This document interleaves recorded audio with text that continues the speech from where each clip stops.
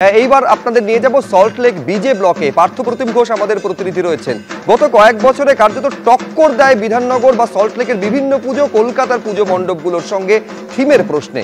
এইবারে কি আকর্ষণ থাকছে পার্থ বা সল্টলেক বিজে ব্লকে এবং দর্শনার্থীদের উৎসাহ সেইটা কতটা চোখে পড়ছে?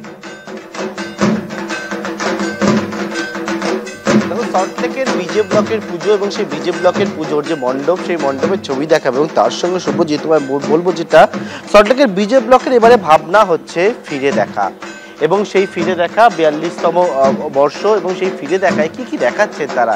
যে ছবি তুলে ধরল আমার সহকর্মী শ্যামল, দেখলে সেই ছোটবেলার একেবারে গুলতি নিয়ে খেলা বা ঘুড়ি ওড়ানো সেইটা রয়েছে।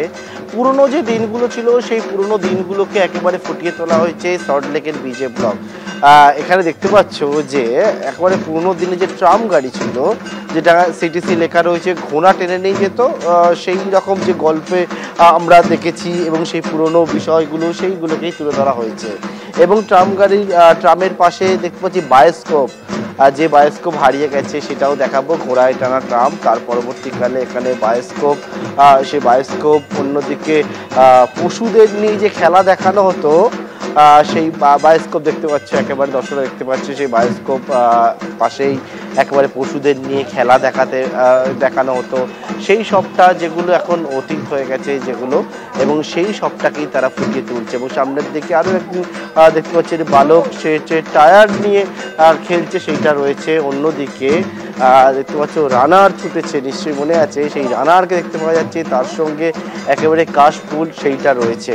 অন্যদিকে পালকির গল্প তো সবাই জানে, কিন্তু সেই পালকি বর্তমানে ফুটিয়ে তোলা হয়েছে। এখানে পালকি টেনে নিয়ে যাওয়া হচ্ছে এখানে থেকে।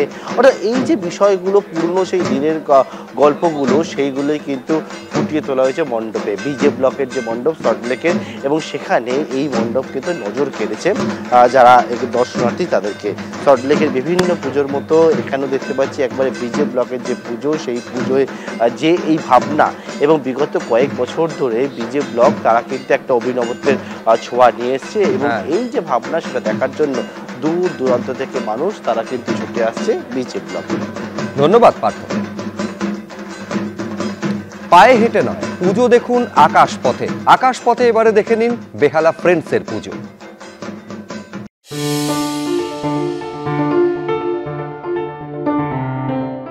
60তম বর্ষে বেহালা ফ্রেন্ডসের এবছরের পুজোর থিম নবান্ন।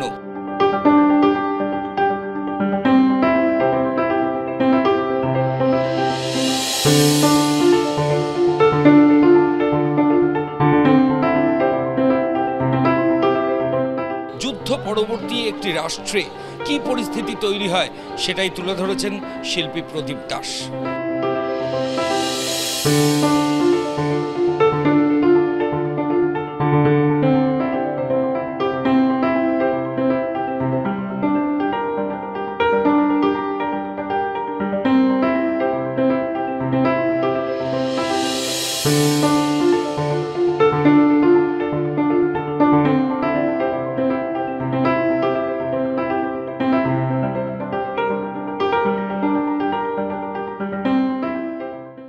পুলিশের সঙ্গে বৈঠকের পর মোহাম্মদ আলী পার্কের পুজো কমিটি নিয়েও কাটল জট।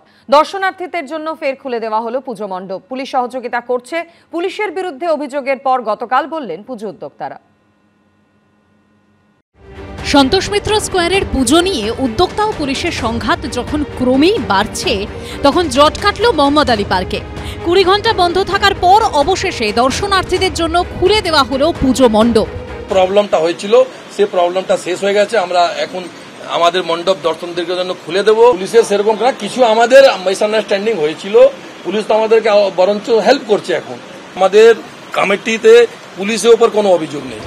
শনিবার রাত 8টা নাগাদ পুলিশে অসহযোগিতার অভিযোগ তুলে দর্শনার্থীদের জন্য মণ্ডপ বন্ধ করে দেওয়ার সিদ্ধান্ত নেন পুজো উদ্যোক্তারা। তাদের অভিযোগ, অন্যান্য বছরে দর্শনার্থীরা যে রুট ধরে তাদের পুজো মণ্ডপে আসেন, এবার সেই রুট ঘুরিয়ে দিয়েছে পুলিশ। ফলে মোহাম্মদ আলী পার্কের মণ্ডপে সেভাবে লোক হচ্ছে না। যদি আমাদের পুরনো রুটটা না যদি চ্যানেলটা চালু করা হয় তাহলে পুজোটা আমরা বন্ধ রাখবো। এতদিন আমরা তো এখানে জন্ম নিয়েছি, এখান দিয়ে ছোট দিয়ে বড় হয়েছি, কোনোদিন নীল মাধব সেন লেন দিয়ে পাবলিককে ঢোকানো যেত না। মোহাম্মদ আলী পার্কের পিছন দিয়ে লোককে কোনোদিন ছাড়া হতো না। এই জীবনে প্রথমবার আমরা দেখছি যে মানুষকে পিছন দিয়ে দেওয়া হচ্ছে। পিছনে গলিতে কি আছে, একটা লাইটের ব্যবস্থা নেই, সেখানে হাজার হাজার লোক হেঁটে চলে যাচ্ছে। মণ্ডপের আলো নিভিয়ে হাতে কালো কাপড় বেঁধে শনিবার এর প্রতিবাদও জানান পুজো উদ্যোক্তারা। এরপর রবিবার জোড়াসাঁকো থানায় উদ্যোক্তাদের নিয়ে বৈঠকে বসে পুলিশ। জোড়াসাঁকো থানার ওসি ডিসি সেন্ট্রালের উপস্থিতিতে হয় বৈঠক। এরপরই বিকেল 4টে থেকে দর্শনার্থীদের জন্য খুলে দেওয়া হয় মণ্ডপ। জানিয়েছিলাম আমাদের সাংসদ সুদীপ বন্দ্যোপাধ্যায়কে, বিধায়ক বিবেক গুপ্তাকে, নয়না বন্দ্যোপাধ্যায়কে, তো ওনারা আজকে আমাদের ডিসি ম্যাডাম সঙ্গে একটা মিটিং করিয়েছিলেন। যে ভুল বুঝাবুঝি হয়েছিল ডিসি ম্যাডাম খুব ভালোভাবে ওটাকে বুঝেছে, আর যেভাবে চ্যানেলটা ছিল সেভাবে ক্রাউডেড চ্যানেলটা রিকনস্ট্রাক্ট করে দেওয়া হচ্ছে। আর মানুষ যেরকম পুজো মণ্ডপে আসছিল সেরকম আসবে, ওনারা সব রকম আশ্বাসন দিয়েছে। এবার 57তম বর্ষে পা দিল মহম্মদ আলী পার্কের পুজো। থিম শক্তির সাগর। রবিবার বিকেলে মণ্ডপ খুলতেই ফের উপচে পড়ল দর্শনার্থীদের ঢল। ঐশী মুখোপাধ্যায়, এবিপি আনন্দ, কলকাতা। এদিকে পুজোর থিম নিয়েও তুঙ্গে বিতর্ক। আরামবাগের খানাকুলে ফুটিয়ে তোলা হয়েছে ডিভিসির জলে খানাকুলের আর্তনাদ। আর সেই নিয়ে শাসক দল তৃণমূল এবং প্রশাসনকে এক বন্ধনীতে এনে কটাক্ষ শানিয়েছে বিজেপি। এক্স হ্যান্ডেলে এর তীব্র সমালোচনা করেছেন বিরোধী দলনেতা শুভেন্দু অধিকারী, যার পাল্টা জবাব দিয়েছে তৃণমূলও। ড্যাম থেকে অনর্গল বইছে জল। একটু দূরে বাঁধা রয়েছে নৌকা, তার পাশে ছোট্ট ঘরে টুকরো টুকরো বিপর্যস্ত জীবন। পুরোটাই প্রতীকী মাত্র। আসলে আরামবাগের খানাকুলের ঘোষপুর সর্বজনীন দুর্গাপুজো কমিটির পুজোর থিম ডিভিসির জলে খানাকুলের আর্তনাদ।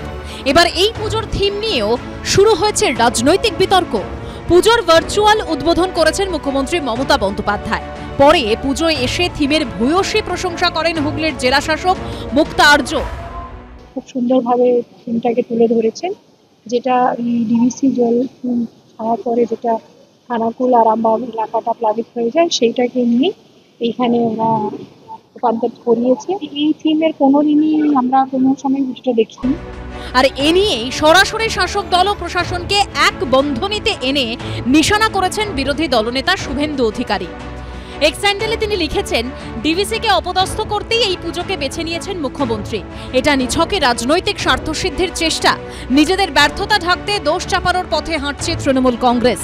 খানাকুলের মানুষ জানেন তাদের দুর্দশার কারণ ডিভিসি নয়, বরং এমন এক রাজ্য সরকার যারা সমাধানের থেকে প্রচারে বেশি গুরুত্ব দেয়। বসকে খুশি করতে প্রকাশ্যে কেন্দ্রীয় সরকারি সংস্থার বিরুদ্ধে মিথ্যা বলছেন জেলা শাসক। শাসক দলের রাজনৈতিক ফায়দার পথে সঙ্গ দিচ্ছেন প্রশাসনিক আধিকারিকও।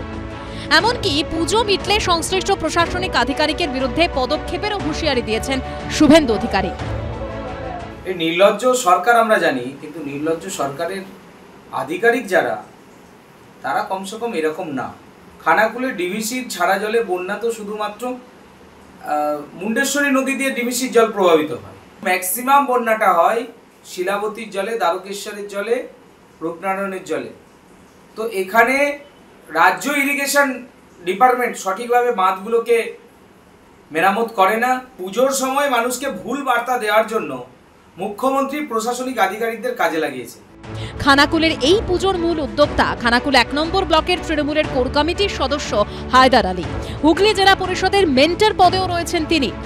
শুভেন্দুবাবু মনে করেছেন হয়তো রাজনৈতিক কিছু ওনার প্রভাব পড়তে পারে, ভোট ব্যাংকের ধস লাগতে পারে, সেই ভয়ে তিনি এইসব মন্তব্য করেছে। একটা ক্লাবের, একটা পুজো কমিটির ব্যক্তিগত স্বাধীনতা রয়েছে, এইসব ব্যাপারে শুভেন্দুবাবু অযথা মাথা গলাচ্ছে। এই না করলে ডিভিসি সংস্কার করুক।